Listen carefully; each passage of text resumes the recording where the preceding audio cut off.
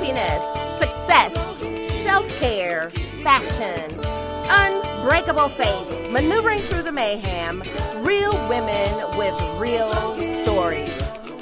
If you need some inspiration or a little motivation, oh.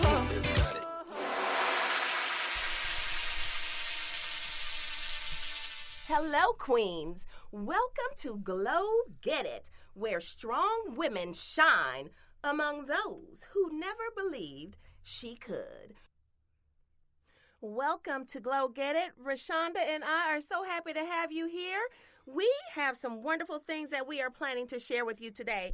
It is Black History Month, baby, and we've got stuff to talk about. But before we get to that, let's get to this.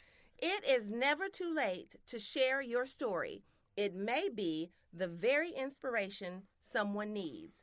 I encourage you to be that lamp, that lifeboat, or that ladder someone needs along their journey. Glow Getters, it's time to inhale confidence and exhale self-doubt. You got this. Glow Get It. I love that. That was super Thank you. So how is it going today, this beautiful Black History Week month, Miss Ray? You know that I am 100% African American, but during February, I am blackity black. And I am super excited about all the amazing history that we have thus far, and just celebrating the greats and celebrating even our local history makers is just so exciting to me. It is. It's absolutely amazing. You know, one of the things that we're planning to do today is, in an effort to honor these expansive and growing history, Black History Month, we want to talk to you about some of the things and some of the people and some of the historical moments that we don't get to hear about as often. You know, we have those great things that we all know, like Dr. Martin Luther King and Muhammad Ali and Maya Angelou and all of those things. But there are some history out there that is so tremendous that we never really get to expand upon. So in February, which is also known or was originally known as Negro History Week by historian Carter G. Woodson, we are now calling this Black History Month or African American History Month.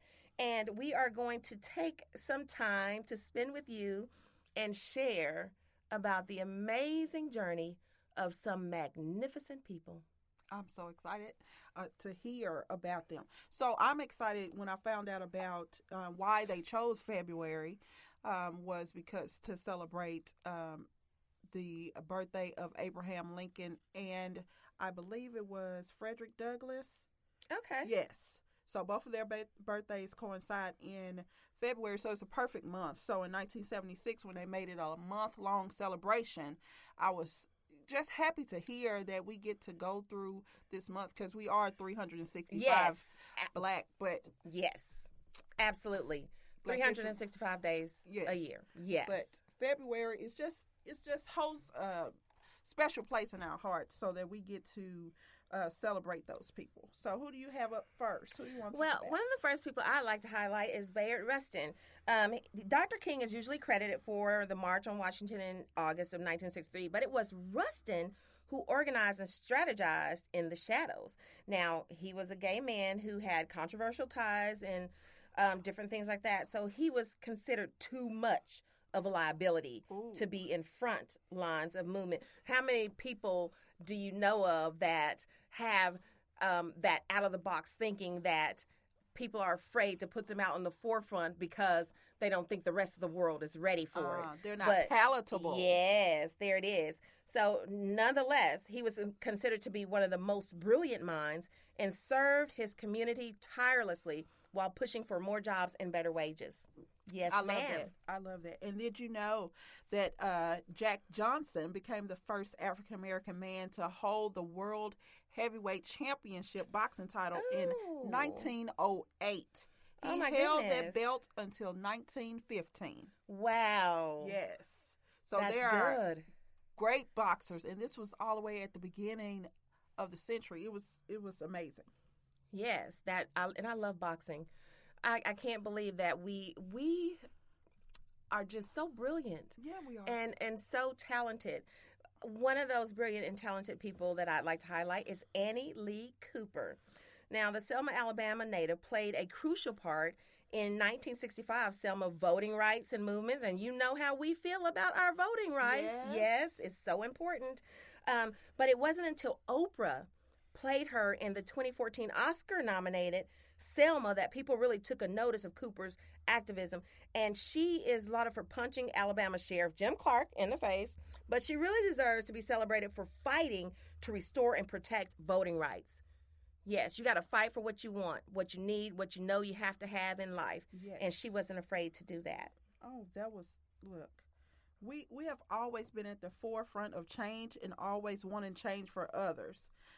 So even though we have so many people and so many different things, I wanted to also touch on, since we are talking about voting, Miss Shirley Chisholm. Yes. Oh my God. I absolutely, when I researched her, and it was just amazing to know. Now, when we started the National Congress of Black Women, she was one of the inspirations behind that. Miss Chisholm was the first African-American woman elected to the House of Representatives. She was elected in 1968 and represented the state of New York. Yes. She broke ground again 4 years later in 1972 when she was the first majority party African-American candidate and first female candidate for president.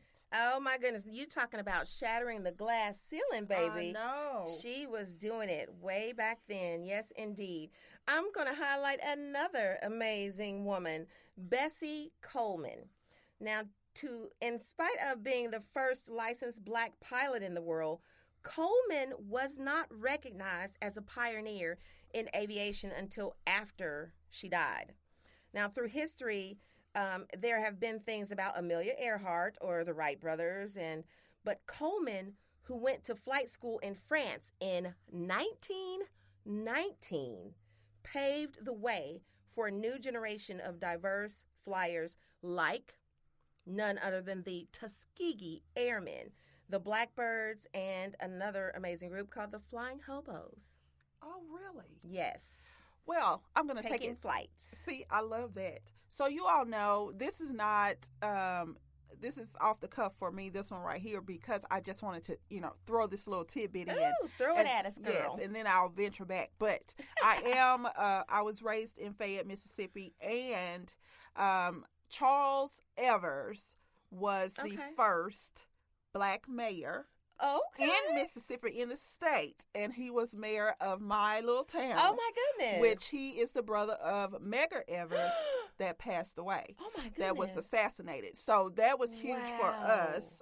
My uncle worked in security for both of those gentlemen. Oh my goodness, that's amazing! And it was just amazing to be a part of knowing the history of our town. And I remember Charles. So he's always been groundbreaking because the state didn't have not one black mayor of all those little towns until him. And how phenomenal is that to have been right in the midst of history? I know. That absolutely crazy.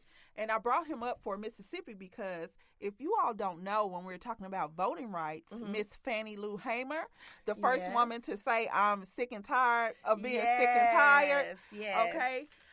She was an American voting and women's rights activist, community organizer, and leader of the civil rights movement. She was the co-founder and vice chair of Freedom Democratic Party. Get it, girl. Which represented at the 1964 Democratic National Convention.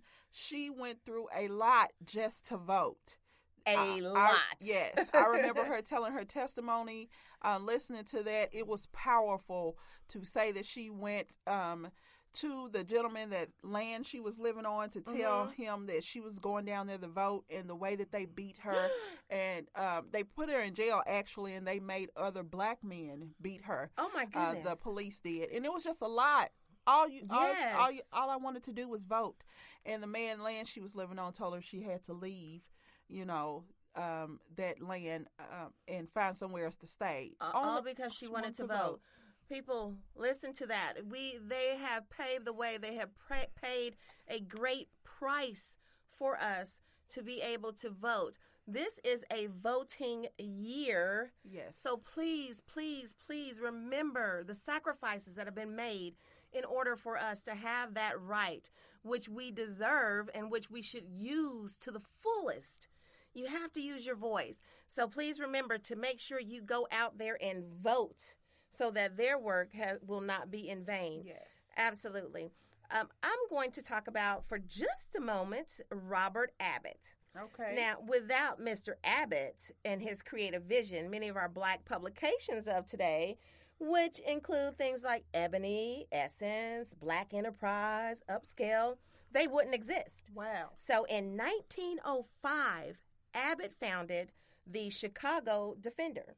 It was a weekly newspaper, and the newspaper originally started out as a 4-page pamphlet, increasing its circulation with every edition.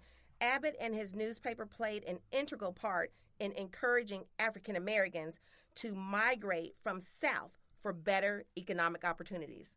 Now, there it is. Why are you so full of information? Because I love this subject. I love being able to share this type of information with the world. It's beautiful, and it's wonderful, and it's inspiring, and it's exciting to talk about. It really is. And for those that do not know, the first slave arrived here in what is now known as the United States. And I believe it was 1619 or so. So it's been over 400 years. But out of the 12.5 million that were shipped to the New World, only 388,000 made it to the U.S. Say that again, Ray. Out of the 12.5 million slaves that were shipped to the New World, 12.5 were shipped. Yes, 12.5 million, Ooh. And only 388,000 arrived. My goodness. So we lost a lot. Yes. But they were also, of course, they arrived.